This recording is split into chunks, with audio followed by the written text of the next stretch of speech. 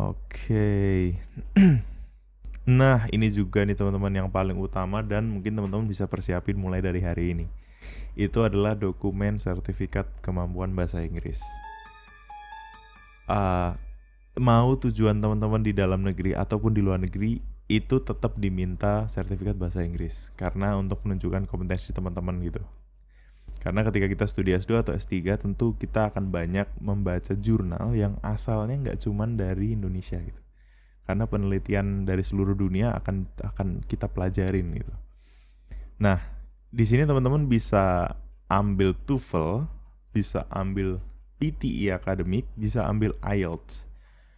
Yang harus dicermati, TOEFL ada ITP, ada TOEFL IBT. Nah, kalau ITP itu institusional tipenya, kalau IBT Internet Based Test. Nah, bedanya apa? Kalau teman-teman mau daftar magister dalam negeri, teman-teman bisa pakai TOEFL ITP, skornya minimal 500. TOEFL IBT 61.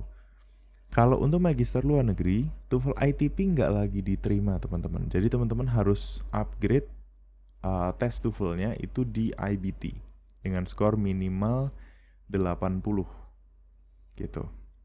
Nah, perbedaannya dari segi testingnya nanti, kalau ITP dia tidak ada speaking section, sementara kalau IBT dia nanti ada speaking section. Gitu. Jadi cuma di satu seksi itu bedanya. Nah, untuk biayanya bedanya lumayan jauh teman-teman. ITP itu seingat saya di 500.000 teman-teman masih bisa dapat harganya di lembaga-lembaga bahasa. Tapi kalau IBT minimal di 61. 61. Itu syaratnya. Maksudnya minimal di 3 juta harganya. Yang pernah saya temui 3 jutaan. Gitu. PTE Academic saya belum pernah coba. IELTS itu juga harganya mirip sama TOEFL IBT di 3 jutaan. Saya personally ambilnya TOEFL IBT karena dulu tujuan studinya ke Amerika Serikat. Ini juga sedikit edukasi nih teman-teman atau informasi ya. TOEFL dan IELTS bedanya apa? Kalau TOEFL itu diselenggarakan oleh ITS, itu tuh dia menggunakan American English. Jadi kalau teman-teman tujuan studinya ke Amerika, ke Kanada, segala macam, itu akan lebih bagus pakai TOEFL. Mereka juga terima IELTS sih, cuman kalau mereka lihat TOEFL, mereka lebih kayak preferred gitu. Dan kalau udah ngomongin preferensi itu kan bisa mempengaruhi nanti di admission resultnya, di hasil admission ketika kita daftar gitu. Nah, kita nggak pernah tahu kan pertimbangan mereka nerima kita itu apa. Jadi baiknya kalau mau ke Amerika Serikat, saran saya ambil TOEFL IBT karena dia juga American English. Jadi akan mempermudah ketika teman-teman nanti sampai sana dan mulai studi. Untuk IELTS sendiri itu di British English. Jadi dia ke British, ke Inggris-Inggrisan itu beda, aksennya beda, ada beberapa kata-kata yang penulisannya beda dan juga struktur atau cara kita merangkai kalimatnya beda. But nevertheless dua-duanya sama-sama sulit kalau kata saya. Jadi teman-teman harus persiapan, harus belajar memang karena tidak mudah memang dua-duanya ini. Tapi tidak ada yang tidak mungkin. Jadi harus dipersiapkan. Nah, kalau untuk dokter dalam negeri sama TOEFL ITP, TOEFL IBT, cuman memang skornya lebih tinggi karena studi doktoral lebih sulit teman-teman. Teman-teman bakalan lebih sering baca, lebih banyak baca jurnal internasional kalau untuk pendidikan doktor. Jadi skornya lebih tinggi di sini bisa dilihat. Oke.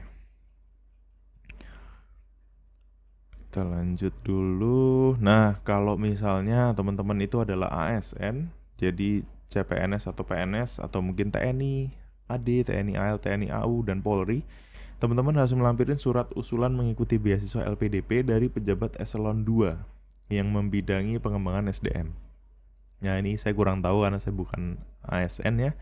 Cuman harusnya teman-teman tahulah nanti di eselon itu yang pengembangan SDM yang mana gitu, bikin surat kayak rekomendasi gitu dan surat izin mengikuti seleksi.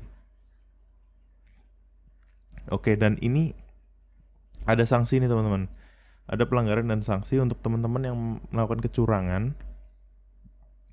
Jadi jangan pernah memalsukan dokumen Biasanya sih yang dipalsukan sering ketemu adalah dokumen bahasa Inggris.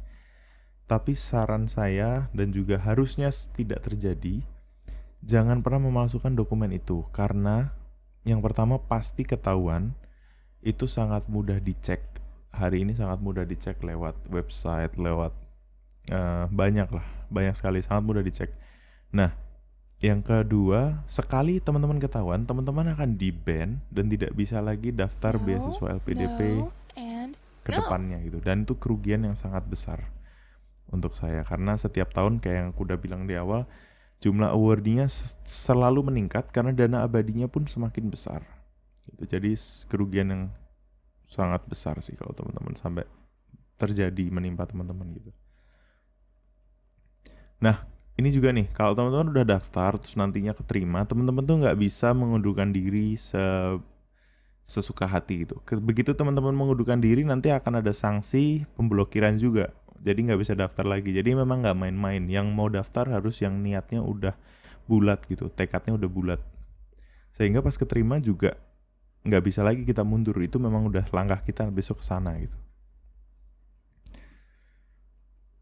Alright.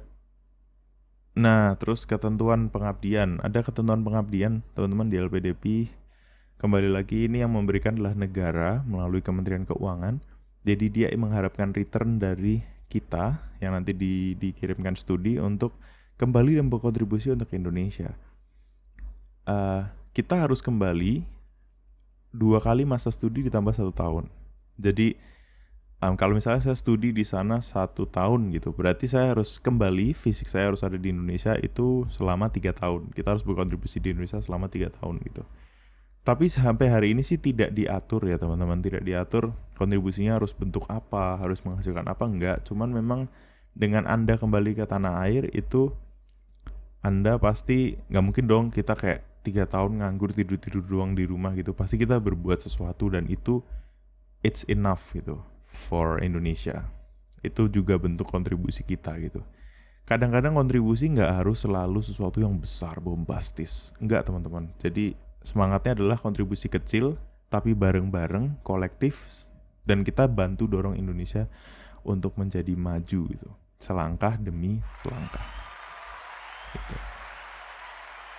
Kembali lagi cara daftar kita sudah, seleksi administrasi kita udah bahas sedikit tadi, seleksi bakalkulasi, seleksi substansi juga kita udah bahas.